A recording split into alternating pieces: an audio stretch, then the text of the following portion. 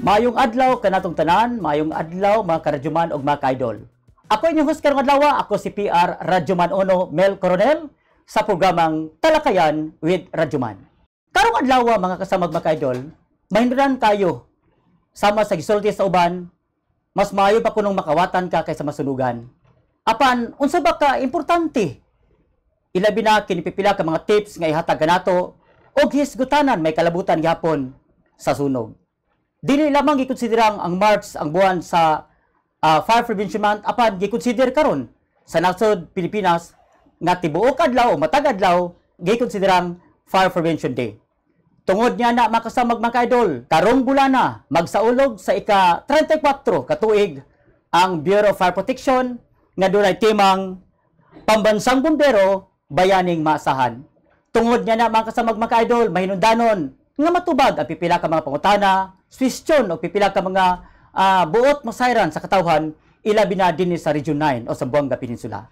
Tungod niya na dako kayo atong pagpasalamat sa Radio Mindanao Network o sa IFM sa atong ika-15 nga episode mga kasamag mga ka-idol, tungod kay naa karon sa atong atubangan ang atong bisita karong adlaw, walay lain ang atong Regional Director sa Bureau of Fire Protection Region 9, walay lain makasama si Fire Chief Superintendent Attorney Jerry Candido. Sir, maayong adlaw kanimo. Yes, mayong adlaw, and thank you very much for inviting us again.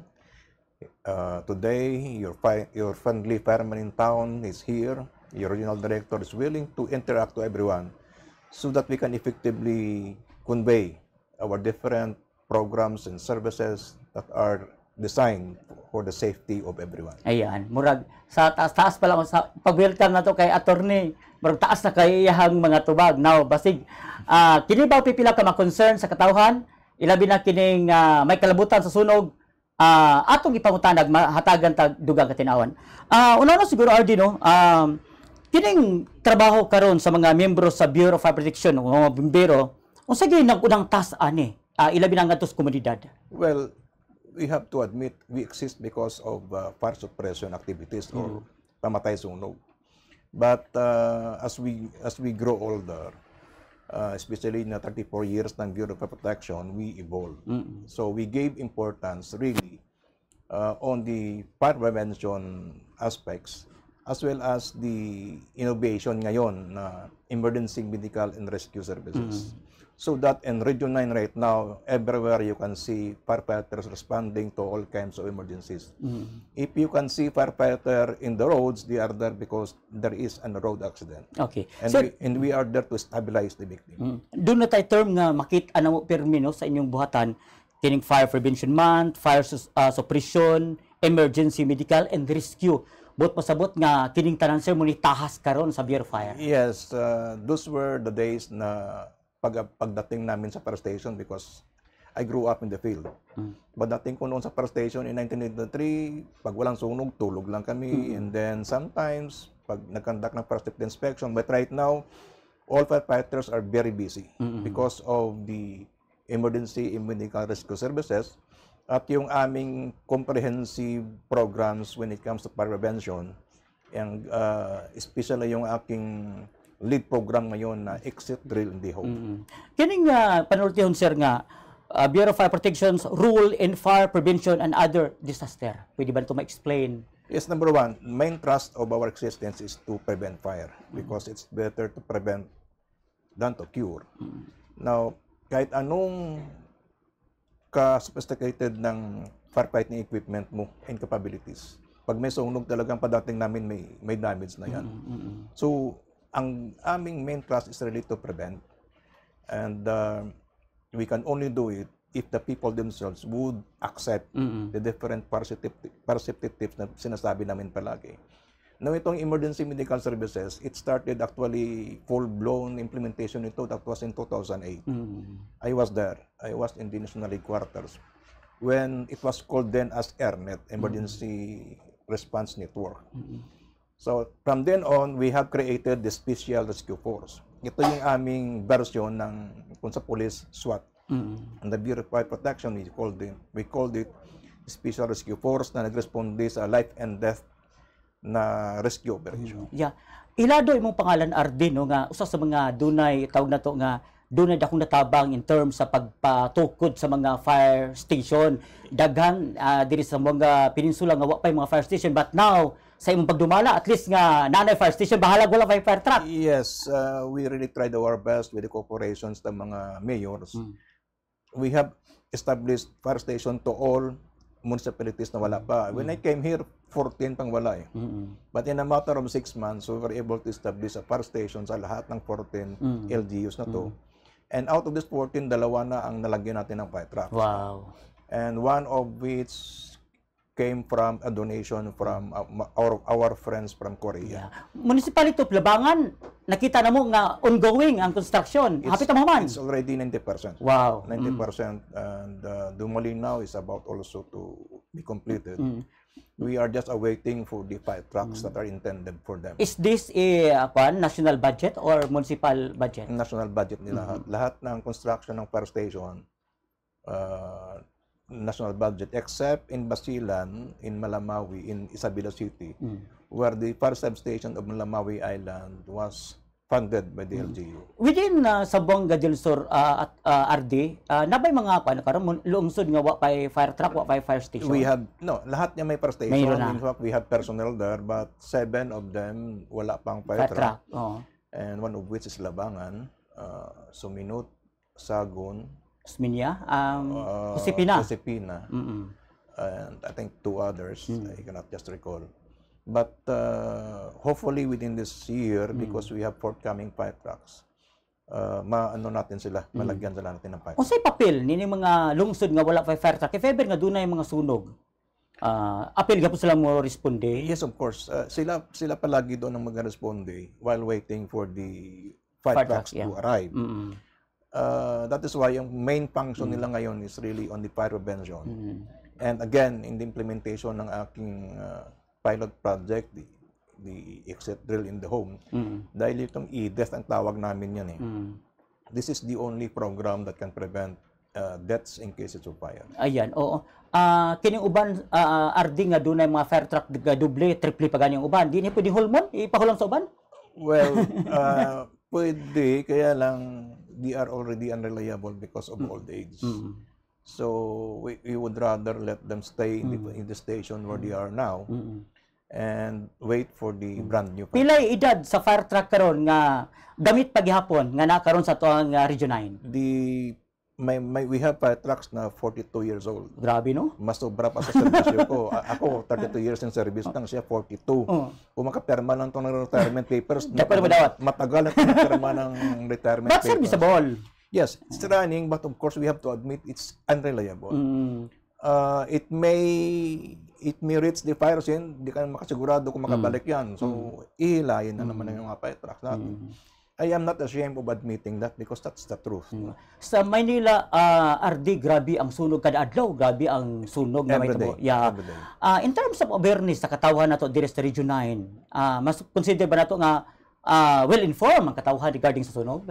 Well, until today, as to the information campaign, we have not yet saturated every barangay and every person. Wala pa. That's the truth. No? Maybe they have heard something, but ang problema palagi is how the people is receptive. Yeah. Pagtanggap nila ng aming fire prevention campaign. This is my frustration. Yeah. Sabi ko nga, 32 years in service ako, lumaki ako sa fire station. Ako noon ang nakakandak ng mga fire prevention lectures. Wow. Whenever we invited people na makinig sa aming fire prevention lecture, walang nag-attend. Unless may dala kang bigas. Okay. But, kung may sunog, kami naman unang natatawagin. Ginagawa nila kaming Diyos na kung kailangan lang, kami tatawagin. Pag walang, hindi kami kailangan, kinakalimutan kami. Yeah. Ano yung pinakasakit? Yes, but, you know, while it is my frustration, I do not surrender. Wow. We continue our job in informing everyone na ikaw ang may number 1 na role to prevent fire sa iyong bahay. Yeah. Yun sa inyo pagdawat sa buhatan sa Bureau of Protection, matag bumbero, kini mga word, mga pulong sa mga tao nga pagrespondi sa fire truck, gamay ra may sulod sa tubig, wala sulod sa tubig, dugay nakabot ang fire truck, di ba? Yun sa pagdawat nga nga mga words. Well, there was a time that I was invited to teach in the training center sa mga bagong pasok. And that is the thing na that I instill in their mind. Those criticisms are ordinary. Wag nyong yung emotions nyo, wag kayong magpadala. Dahil parte yan ng ating sweldo. Okay? Walang may-ari ng bahay na nasunog na hayayakapin ka. Number one, talagang mumurahin ka. Correct. So whenever you heard that, do not be carried away with your emotions. Just answer them. If you are the fan marshal, you have to face them and explain. If they will not listen, that's it. Because do not argue with them because there's no use of arguing with them dahil nasaktan na yan sila. Ayan. And we'll just continue in informing everyone that when we upon receipt of the fire call, we immediately respond. Ayan. The only thing that is natural is it takes time. Ayan. It takes time. In fact, ang 5 kilometer na yan, pag may traffic, 10 minutes wala pa kami doon. And that's grabe na, ako nakalayo. Yeah. I went to LA Fire Training Institute and we have an occasion na manood ng actual video nila. In a matter of 1 minute na walang firefighting, na-engulf na may apoy ng buong bahay under normal condition. Lalo na kung may mga flammable substance pa ang loob ng bahay. So kung hindi nyo maapula ang apoy, pagdating namin, most likely, ubos ng bahay. That's the truth. Sir, kumusta inyong pagsuroy sa mga eskwelahan, sa mga government offices, katong mga mag-request nga, kung pwede, magpahigayon may fire drill o yung mga nga activity? Yes, fire exit drill is very important sa lahat ng occupancy natin, especially sa paralan natin. And part ng aming implementation ng exit drill in the home is to post a poster sa lahat ng bulletin board na may QR code dyan. So, all you have to do is to scan it and you will have the instructional video right in your cell phone. Part ng aming fire exit drill, again, is to require students na mag-practice ng exit drill sa kanilang bahay. Masakit tanggapin na mamamatay tayo sa sarili nating bahay. No? I am sorry for the word, but it happened. And it will happen. Yan. Kung hindi natin tatanggapin yung exit drill, tayo lang, Pinoy lang, sa lahat ng countries in Asia, na nahihiya mag-conduct ng exit drill. Yung gagapang-gapang ka, nahihiya po tayo dyan. Pati kami bumbiro nahihiya din. But it's really high time na tanggapin natin yan. Dahil pag hindi, mayroong mamamatay sa atin whenever there is a fire. Iyan. Sir, usa sa mga nakahatag og babag sa pagresponde sa mga bombero kini mga usisira using cellphone, sunog ang unahon kuan yung cellphone not to call the Bureau of Fire but i-video ang sunog. I-video muna tapos sususihin kami. Without knowing and without asking anyone kung sino nakatawag, dapat instead of videoing it, you call mo na. Dahil alam nga naman, tapos masakit, sabihin pa na walang bumbiro. Walang darating na bumbiro kung hindi nyo kami tatawagan. Yun ang katotohanan. Doon na yung mga bumbero, sir, nga nakapsas kinabuhi, like what happened dito sa Manila last week nga namatay, no? Tungod sa iyahang pagtrabaho. Well, ingani nga matrabaho, part na ba ni sa inyong trabaho sa Bureau of Fire Protection nga, event kusog ang kalayo, kinahanglan yun nga muduol ang atong mga membro? Of course, wala kaming pinipiling sitwasyon. But of course, we only risk our lives sa calculated, we only give our lives sa calculated risk. Ang ibig sabihin yan, whenever there's a fire and we conduct firefighting operation, siguro nyo muna ang safety ng isang firefighter. That means, in the training, alam nyo na pag pumasok sa isang building na nag-aapoy, makakalabas siya. But of course, we will never know what will happen next. But kung i-calculate mo, pwede kang makalabas ng safe, then you go inside. Again, yan po ang buhay ko eh. Lahat ng sunog na yata naranasan ko na. And for countless times, I risked my life. But of course, God allowed me to live until today. That's why I am here. We do not care kung mamatay kami because that is nasinumpaan namin trabaho. Sir, you are an attorney. Yeah. Ba't nagtrabaho ka sa Bureau of Fire? Ganun wala mo gipili ang pagpractice sa pagkaabogado? Well, utang na loob po ang pagkaabogado ko sa Bureau of Fire because while working, I studied. I see. And bumbiro na akong before na akong naging lawyer. Honestly, I entertained to resign. It came to my mind to resign because I was then practicing. Kasi noon, allowed pa yung indefinite leave. So I took my indefinite leave and have my practice for 1 year. It was very lucrative. Yeah.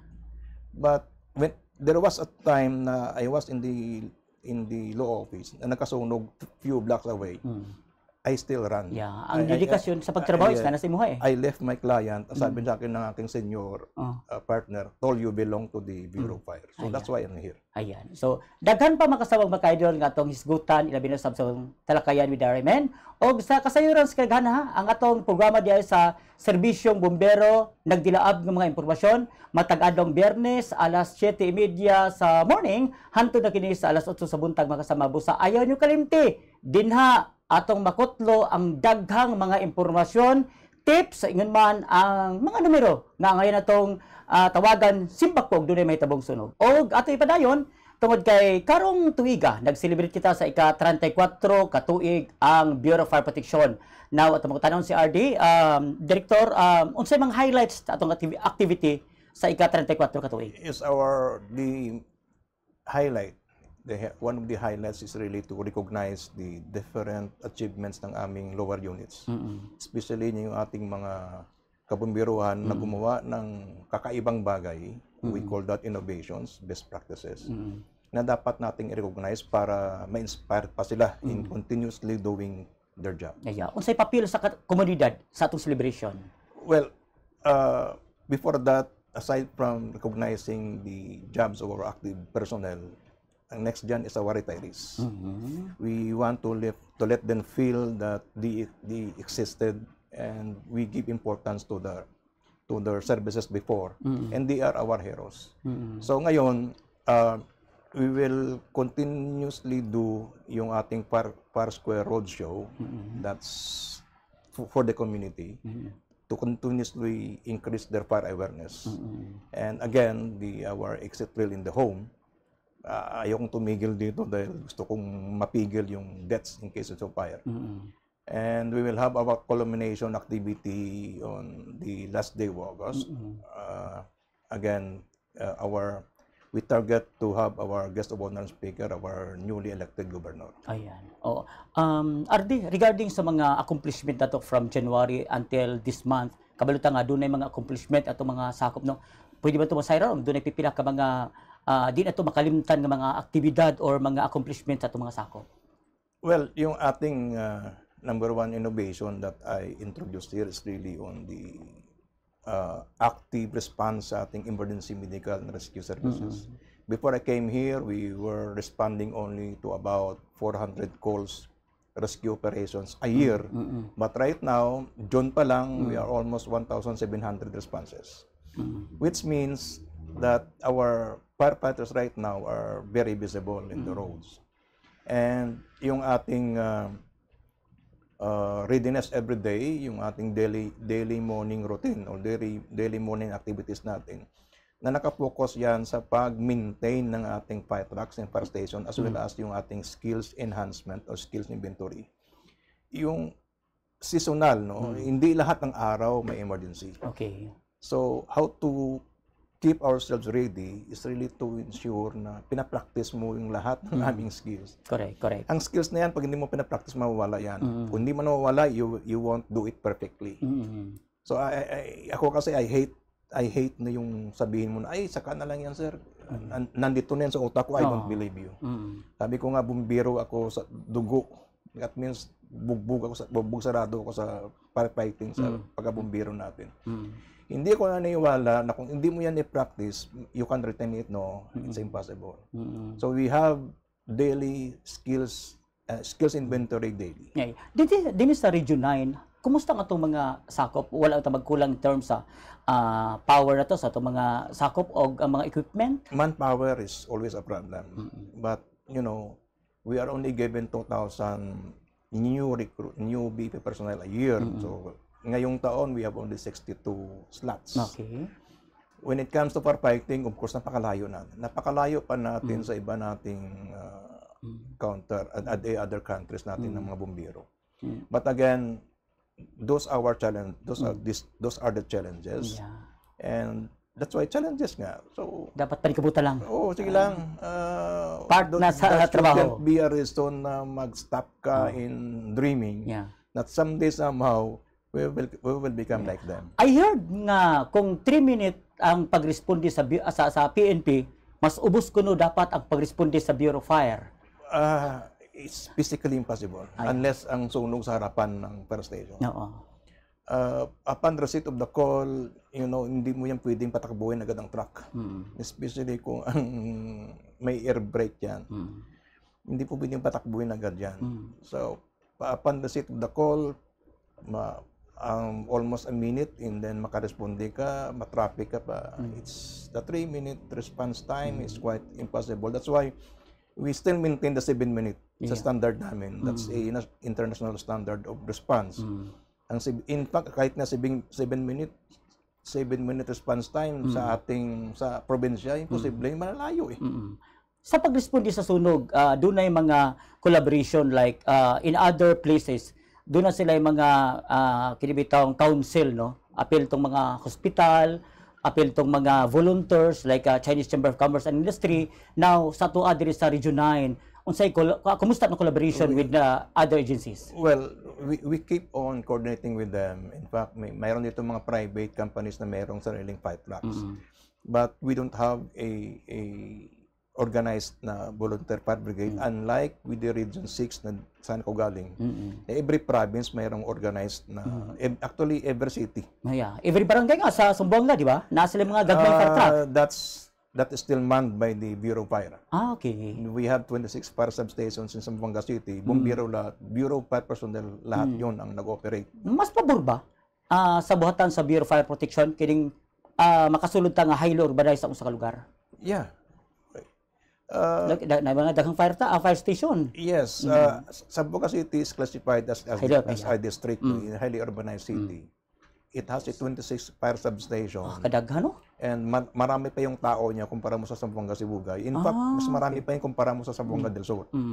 Because marami sang mga fire substations, marami sang firefighting capability, firefighting equipment. It has still until today operational yung kanyang area ladder.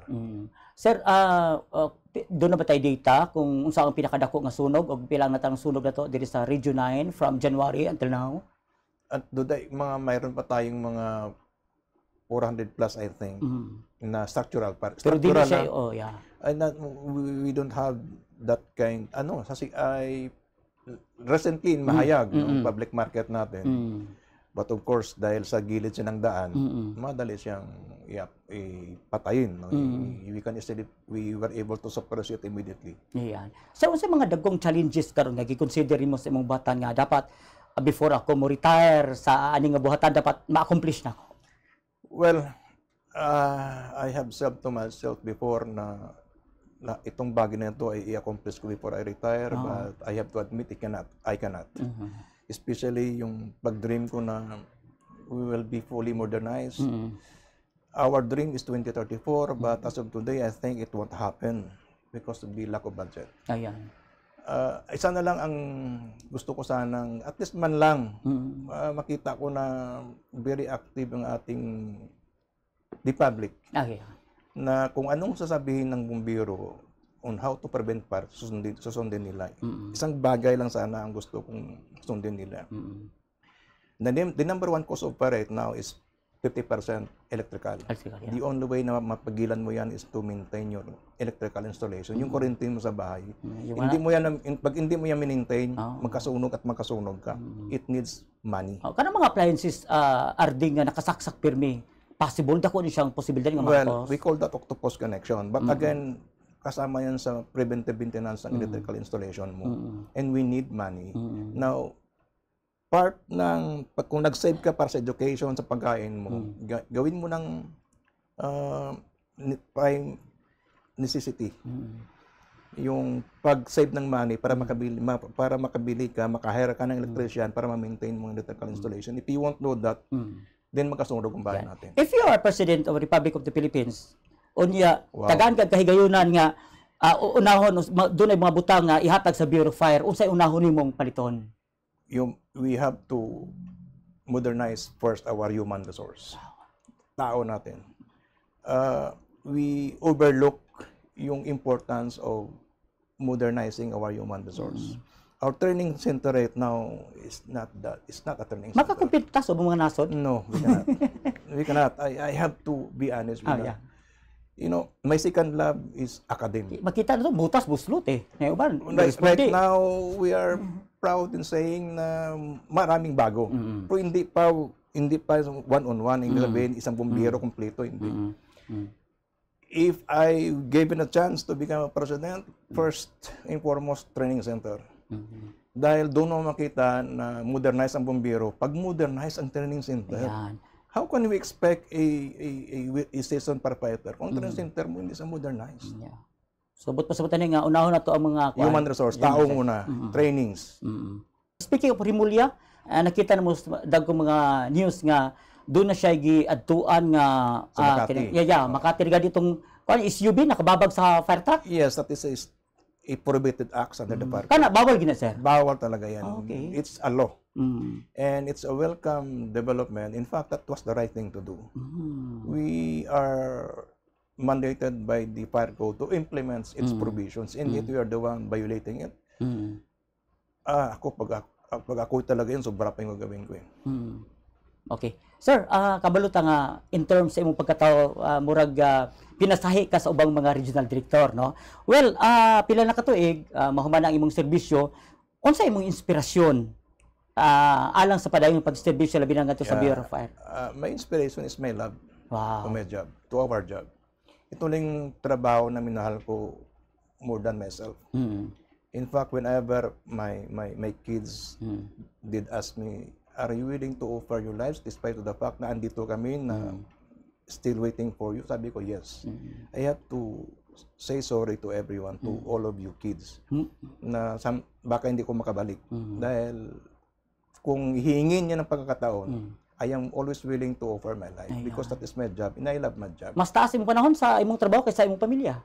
For how many years? Ilang taon na? Well, 32 years of service, siguro mga 20 years wala ako sa pamilya ko. Until today. Oh, wow. Until today. Way gani kay wala ani mo gibiyaan ng Bureau of Fire Protection after ka nakapasar isip usa ka abogado. Again, because of my love to my job. Wow. Maski maraming pera sa practice, kung hindi ka masaya, dito ako masaya. Wow. Mga kasama, murag taas kayo ito iskutanan pero nindot kayo makigistorya ilabi na nga to sa usa ka direktor sa buhatan sa Bureau of Fire Protection tungod sa mga tubag ug nakita nato iyang dedikasyon sa iyang trabaho na siguro RD doon na kay mensahe ilabi na nga to sa katawhan dinhi sa Zamboanga Peninsula. Again, thank you very much for having us again here, and we really thank the public for following everything that we advise. Please do save an amount. Mag-save mo tayo ng kunting amount every month sa ating salary para makabili tayo ng bagong kuryente at maka-hire tayo ng competent electrician para mag-maintain ng ating electrical installation sa ating bahay. That is the only way na mapigilan natin ang sunog. Dahil again, more than 50% na. I started my career in the Bureau of Fire, 30% pa lang yan. Ngayon, 55% based on our data. So please, follow everything that we said and we can always prevent fire. Sir, sa imong masakop o sa mensahe nimo? Well, continue that discipline. You know, discipline is always important. If we are disciplined, we can effectively serve the public. Okay. So, daghang salamat mga karadyuman o mga ka-idol sa inyong panahon usab nga inyong gihatag ilabi na usab sa tong talakayan with Radyuman nga madunggan ilabi na usab sa 96.7 IFM Pagadian, sa DXPR Pagadian 603 kHz sa dial sa inyong radyo man, sa social media, sa tong YouTube account o ginuman sa TikTok. Sa atong production karong adlaw, salamat usab ilabi na sa tuang direktor si Radyuman Bel Quibra, of course kang Christopher Luna, Jameson Tampos o ang atong mga volunteers o mga kauban nato diri sa tong podcast. Og salamat usab sa atong tigpamaba sa Bureau of Fire Protection si Ma'am Lisa Tolero. Ma'am, thank you very much. No nga usa ka leader but nakita nato nga very professional no og duol sa dughan ngadto sa komunidad. Of course, mga kasama, ay magkalimuta ang serbisyong bombero nagdilaab ng mga impormasyon matag adlong Biyernes gyapon alas 7:30 sa buntag hantod na kini sa alas 8 sa buntag. Daghang salamat ug mayad nga aga kanatong tanan.